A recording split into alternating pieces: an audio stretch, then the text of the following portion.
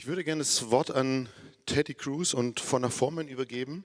I would like to give the word to you, Teddy and Fonna. What was your first reaction when you met Kotti&Co in San Diego and when you saw this video where they were talking also about your work and what they expect from you? It's crazy to see this video that we did a long time ago. So how did the project go on? Well, I think it came through in the video very well. We were challenged by the one-to-one model right from the start. And I think one of the fundamental connections that we experienced with this incredible community is that for all of us, the issue is not about the unit.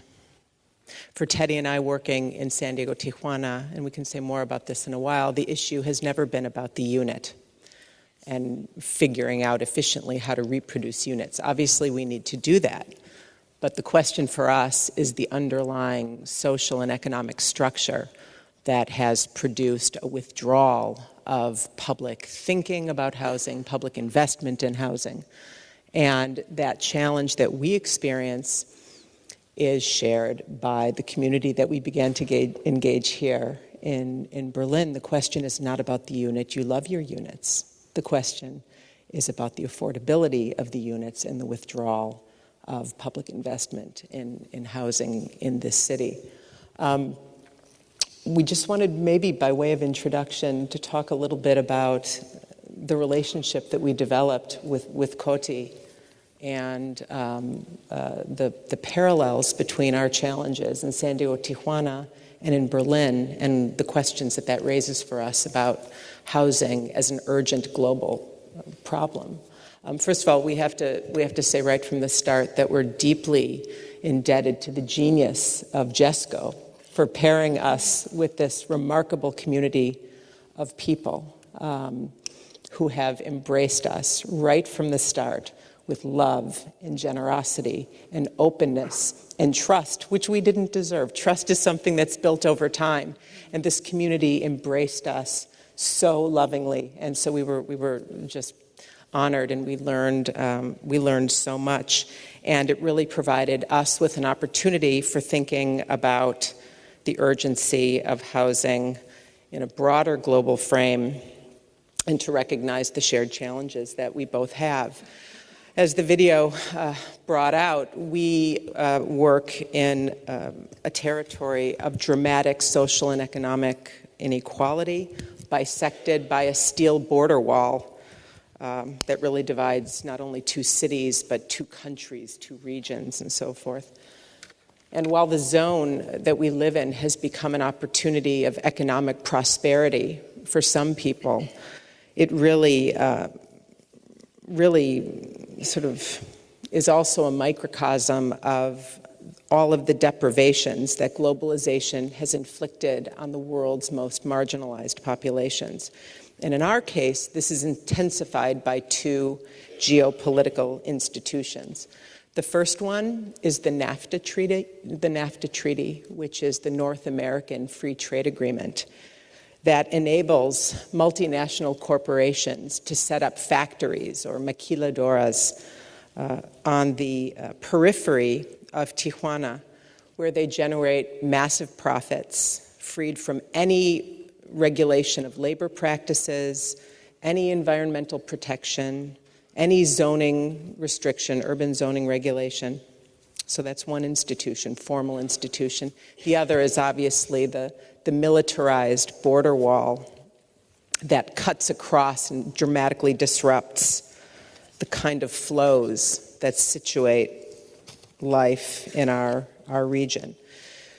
So our region really exemplifies a global phenomenon of uneven urban growth, and we've been particularly interested in understanding how that unevenness has impacted social housing.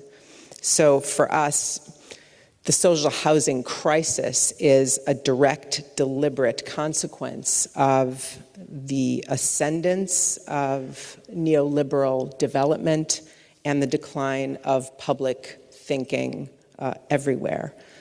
In the US, we've declined our own progressive history, and we see this happening incrementally in Europe as well during the recent years of decline in public spending, a misguided faith in austerity, the demonization of the welfare state, including a dramatic withdrawal of the state from the housing sector. So for us, the question is, how can cities today,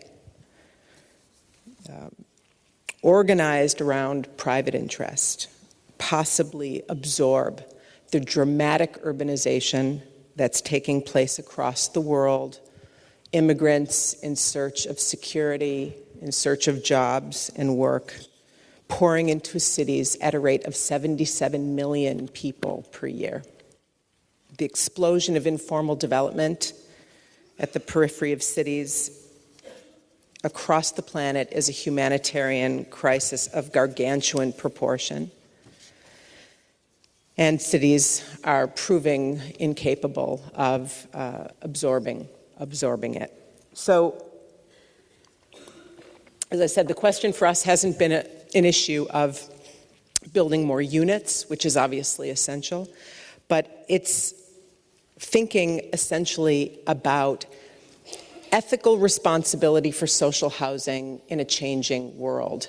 Baron Scherer, over the last couple of days, has referred to the idea of ideas in the making. And we see social housing in this new global reality as an idea in the making, something that has to be sorted out, something that has to be figured out. And the market, which has been essentially anointed as the big, solver of all problems, the maximizer of public good, is failing, and failing miserably for a majority of people on the planet. So in our case, we have been trying to rethink the ethics of social housing responsibility by focusing on the factories and the maquiladoras who set up at the periphery of Tijuana, working with the owners of those factories to invest their goods, their capital, back into the communities from whom they draw their labor. So there's a really interesting correlation that we're trying to develop in Tijuana between the maquiladora, the community, and the government that can invest in the appropriation of parts that are built in the factories that can be reinvested in the housing in the slums. So this is the model that we've been working with, the informal model. And we saw immediate connections with the informal aspirations of this amazing community in Kotti&Co. And so this really is where our discussion about a one-to-one or a model began. Yeah. Before time escapes, because in reality, after all, I would say all the issues that are central to this exhibition, to many of the questions that we all have been already addressed by Kotti&Co in that wonderful debate, that wonderful exchange they had at the Gecekondu, which was for us hugely inspirational when we saw it in San Diego. So I would say, just to add a couple of points to what has been said so far, one essential part of this exhibition that really moved us immensely is that this was not just about an exhibition, but it was about the incentivizing of a circulation of knowledges across practices, particularly in our case between Kotti&Co's knowledge, this fundamental knowledge that you witnessed in that discussion, in our own practice at one of the most contested borders in the world, in Tijuana, San Diego. So a kind of global relationship, linking, in fact, two very specific neighborhoods, two very specific immigrant neighborhoods, one in Kreuzberg, obviously, Kotti&Co, and one in the neighborhood where we work, an immigrant neighborhood in Tijuana. So the points of contact between us were fundamental to organize a discussion that yielded what you see in the gallery and beyond. And I think that if I was to mention three very quick points that will remain with us in the context of these points of contact, one has already been said many times. I think that we want to challenge the paradigm of the unit as an autonomous thing, and in fact really open up that unit of housing against the more complex processes, a more complex process that can carve new spaces of sociability within the monoculture, monoeconomy that neoliberalism has implanted everywhere in the world.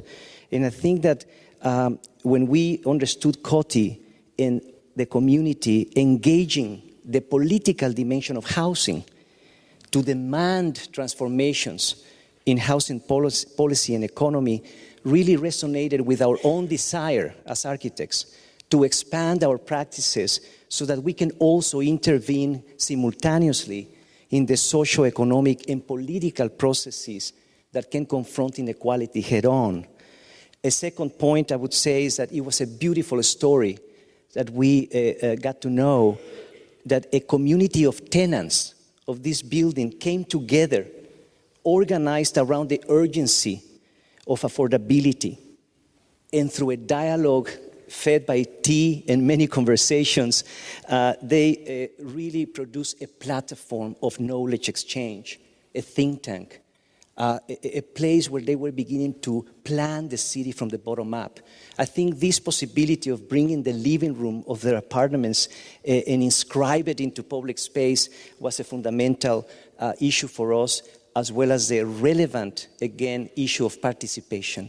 Without engaging more robust and fundamental civic and community engagement in the co-production of the city meaningfully, not symbolically, I think it's very difficult to advance the topic of housing. Finally, the relationship of housing to public space was fundamental, because what they did was they inscribed with their Gecekondu an informal act that in fact transformed that undifferentiated space into a space that was charged with intentionality, social, economic, cultural.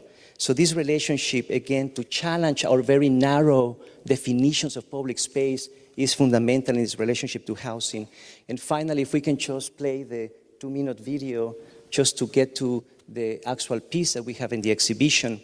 One fundamental topic for us was the relationship as well. I think that if we can do it from the beginning, or maybe that's enough, possibly. The Tijuana factory video, okay. The relationship of informal urbanization and housing. In other words, the act of retrofitting spaces in the city, which the Gecekondu is really a tangible evidence.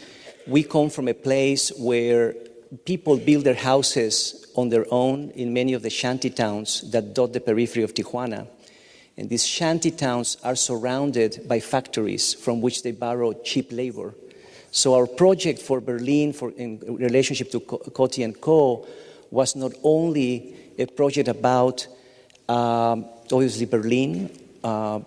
It was addressing global dynamics, but it was also a project for Tijuana, so that it enabled us, this exhibition enabled us to negotiate with a factory that produces pallet racks that are exported all over the world, to enable us to come in as designers and alter very generically the assembly line, so that the pallet rack system that is used for shelving in the Home Depots or any other place in the world was transformed into an armature for housing, so that we are able to use that armature in Tijuana to support the housing that is being built again by communities there. So whether the pavilion engaging Kotti&Co as an extension of their own Gecekondu, or the pavilion being retrofitted in Tijuana into a new home, I think it speaks forcefully, I think, about the role of the bottom-up, the role of communities enabling really the production of their own forms of inhabitation. And finally, I think what is important here is that, and I think that we discussed a lot about it in our discussions, is that this is not just about the bottom-up on its own. I think today, again, out of the erosion of public thinking and public institution, we need to recuperate a more robust interface between top-down resources and the redistribution, but also in the context of bottom-up intelligence. I think the relationship of those two will enable new formations of public housing beyond the recipes that we know. And this is something that fundamentally we learned from our dialogue with Kotti&Co. I don't know if, I'm sorry we took a little time elaborating on some of these issues, but maybe, I don't know if Zaga or someone can help us to bring up a couple of other issues.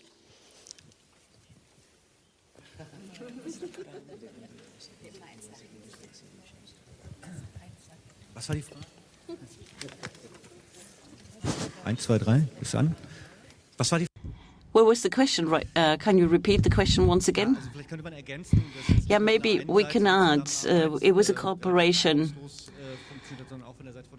that went smoothly from both sides. For Kotti&Co, the meeting with Teddy and Fonna was just a happy coincidence because migration and the power of informality and questions of structural racism, these were questions that were well known to the architects. You didn't have to explain, so they were already part of the global family.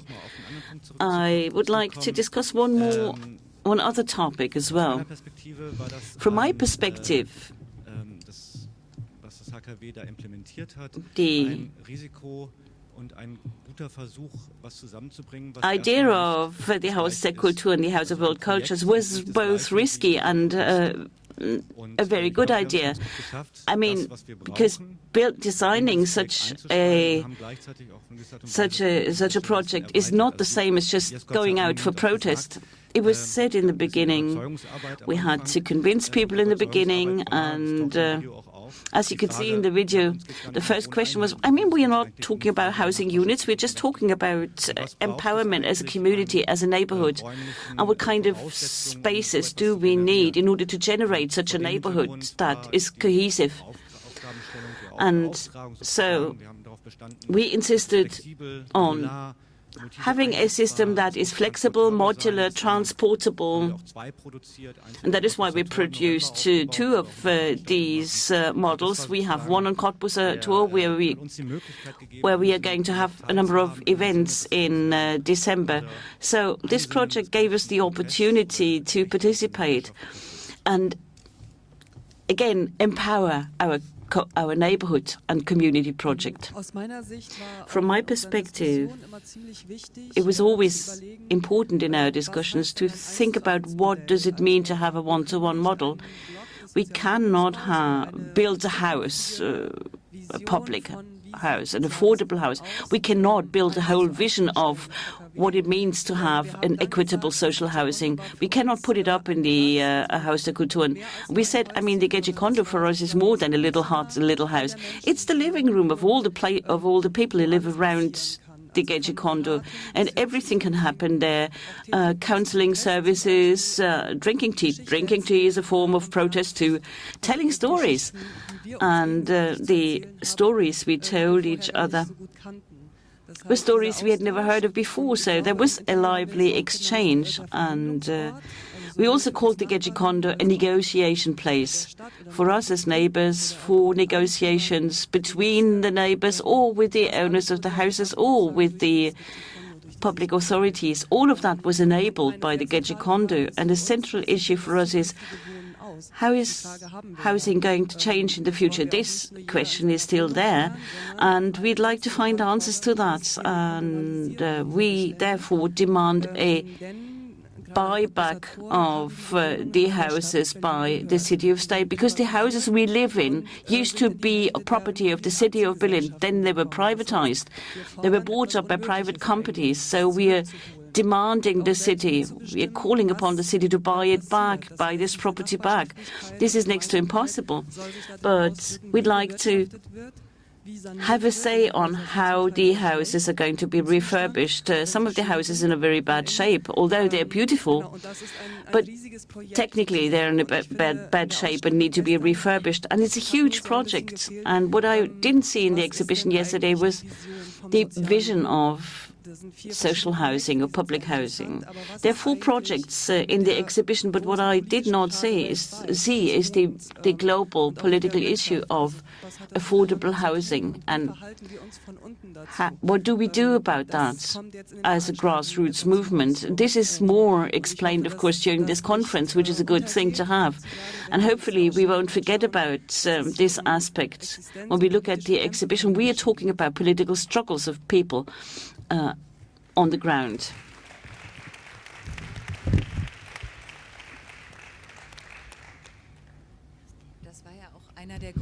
That was one of the reasons why, in the beginning, we had our doubts about what to do with the Haus der Kulturen. Is it really a good idea to build a one-to-one model for our purpose? We thought it is impossible. And then we were happy that Teddy and Fonna immediately understood that the question of housing is linked to the question of the economy, the question of politics, and how can we communicate the things that are important to us? How can we communicate that to the wider public? This is what we do on the basis of our protests. We try to create a public space for a discussion about social housing in Berlin.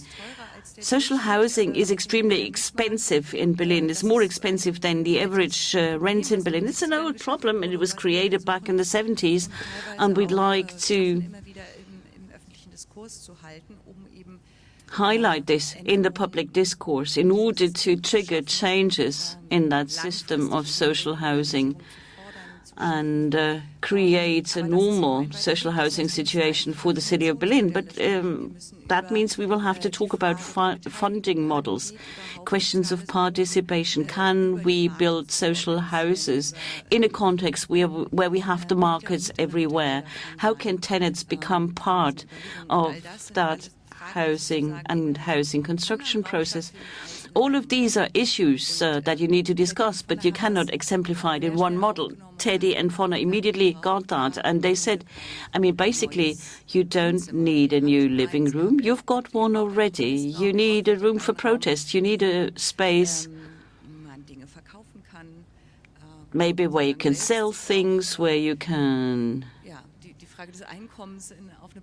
sort of generate an income, whatever. And so this raw model, in a way, this one-to-one model that we see in the exhibition space, it offers many opportunities, cannot give answers to all the questions, but is a model that you can look on and develop further questions. I'm Ahmed Tuncer. I'm a member of Kotti&Co.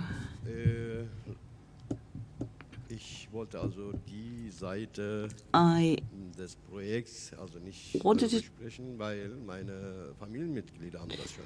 I mean, my family members already talked about the project, and so what I'm going to do is take a different perspective.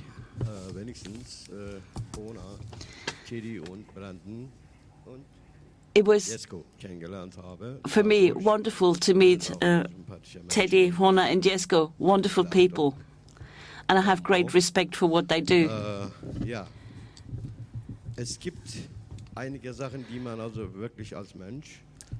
So we as human beings have to think about how do we live? Where do we live? What will happen to our future? And when we started working together, I didn't think we would have such results. I never thought I'd be able to cross this concrete wall and see the opportunities behind my own house. And I'm so happy that I have such an international family now. And I'm very grateful that you are always available if we need you, and that we can work together. Thanks. I also would like to say this project is wonderful. Maybe it doesn't solve all our problems, but at the moment You know, our biggest problem at the moment is that we have so many refugees that don't have a place to sleep. And I think this project that you have developed is a wonderful model for many places in the world. It's a space, a building you can erect at short notice. And so it's maybe an idea to also use it for housing that you need on a preliminary or very short notice basis. So maybe all our problems won't be solved on the basis of this project. It will not solve the problems of the houses we live in, but it's a building, indeed, that might be a good idea for, say, refugees or for any other place that needs to build housing very quickly for people in need. Let me also say a few words. First of all, we would like to say thanks. Thanks to Fonna, thanks to Teddy. It was a wonderful cooperation, and it was great fun too. Fonna, you said that we have embraced you, received you immediately, and trusted you immediately. I can say that everyone who comes to Kotti&Co are considered part of the family, so we receive everyone cordially. And we always trust people who contact us. And this trust is supposed to be mutual. At least we hope that. Our cooperation was indeed wonderful. It's just a pity that the cooperation is over. I hope it won't be our last meeting. I hope we stay in touch and get to see each other more often. As far as the implementation is concerned, I mean, we talked about that. We initiated a dialogue. A number of processes have taken place after 4 or 5 months. We've immediately implemented things. We've been talking to politicians for 3 years, and it was always a step-by-step process, going slowly. And talking to politicians means you cannot get results immediately. So our project was much faster in that respect. When we built our Gecekondu in 2011, we were just a small family. Now we are an XX large family. It's great. We have so many different people of different backgrounds that get together. We have a great neighborhood. There are people who never left their apartment before. Now they join us, take to the streets for protests. And now they stand up for their rights. So what we are doing there is not an initiative that concerns just our small group of people. It concerns everyone. It concerns everyone who cannot afford the rent. I mean, many people, low-income families, spend 60% of their income on rents. That is not just and fair. You want to have some money left to live. So this is very important too.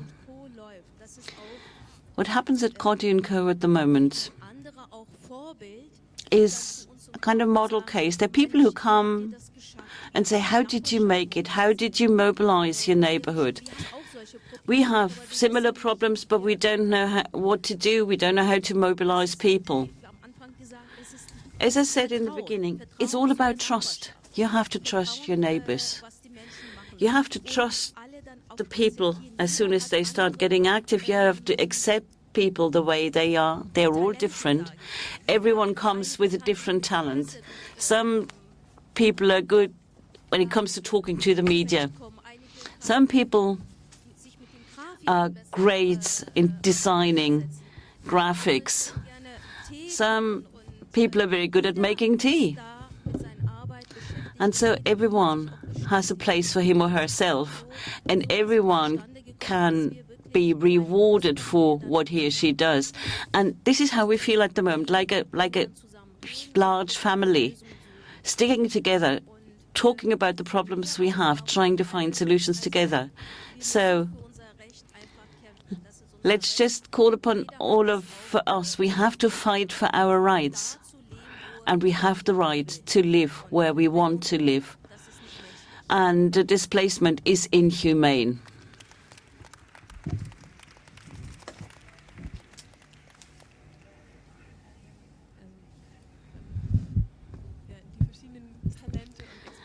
The different talents and expertises and qualities and work and passion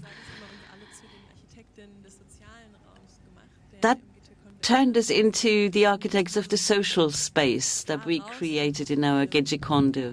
Based on that, we had a very long process of building the Gecekondu, creating this physical space. And now, with the distributed Gecekondu of Teddy, Fonna and Brenda, we have a physical resource.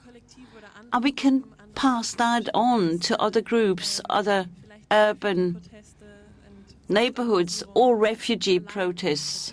We can rent that out and give it to others.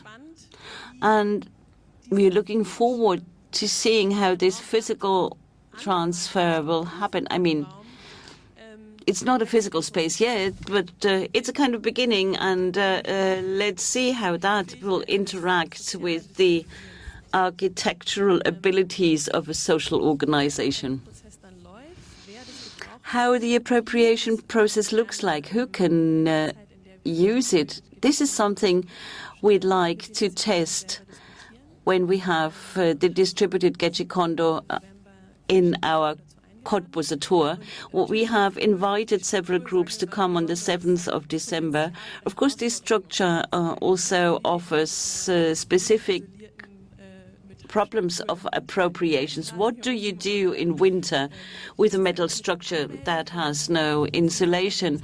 And how about getting permission to put up such a structure in your urban neighborhood if the House of World Cultures doesn't support it? Well, let's see how it happens. Yeah, I think those are things that will hopefully we will continue working with you as well, like you have said. Keep addressing those things. But one other thing that I would like to say is, we keep discussing the structure, what's in the gallery, or what's going to be a Kotti&Co tour as the model. And there's a way that from the beginning that we looked at Kotti as a model. And that one sort of hope with the distributed Gecekondu and, distributing it to other groups, refugees and such, that it might be a way for that model, your model, to sort of grow and be given to other groups for them to do things with. In the same way that the structure, if you give it to refugee organizations or other activist groups, they're going to use it differently. They're going to clad it with different things. They might build it in different ways, and it will sort of grow. And as an activist model that they might use, might also grow. Very unfortunately, I have to finalize this thing in the starting. As you realize, we are about to start a discussion that usually takes 5 or 6 hours. It was more kind of a warm-up that you could witness here. There's also no time left, unfortunately, for questions. But since we have a break now afterwards, I would recommend to all of you. Yeah, there's a general program. Okay, good idea. I would like to offer the possibility to ask 1 or 2 questions from the audience and then go on with it in the break. So, gibt es 1 oder 2 Fragen noch, die an die Runde oder an einzelne Akteure gestellt werden möchten? Anyone who wants to ask a question?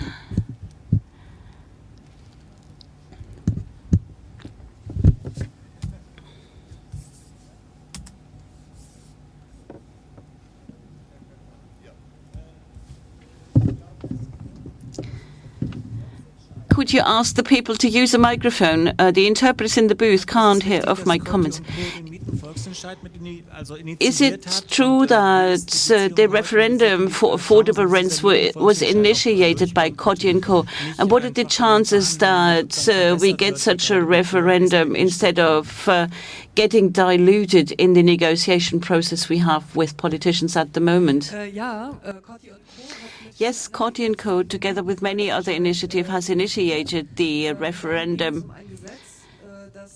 for affordable rents. And then we have discussed a law that is supposed to allow for remunicipalization of buildings, and we have gone through the first obstacles. That is to say, in order to have a referendum, you need 50,000 signatures. We have those signatures, but politicians have responded in a different way.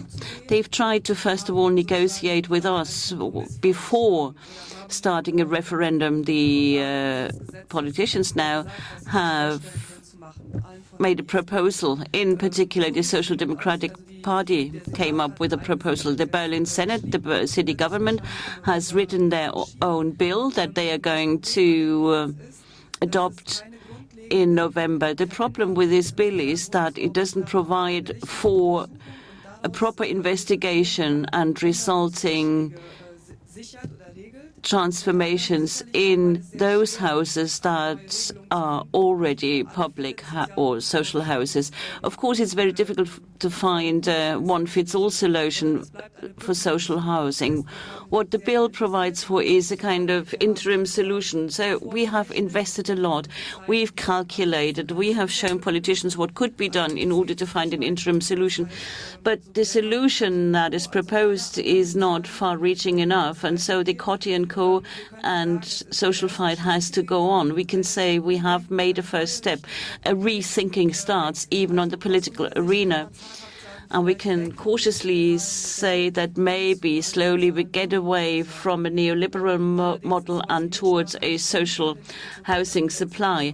But the rights to co-determination are not yet stipulated in the law explicitly, so we are going to continue our fight.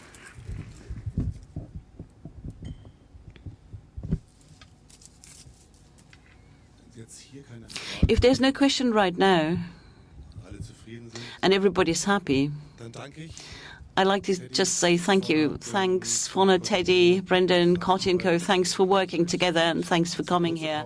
And we will have a short break of 30 minutes. Oh, no, 20 minutes. We continue at 5:30.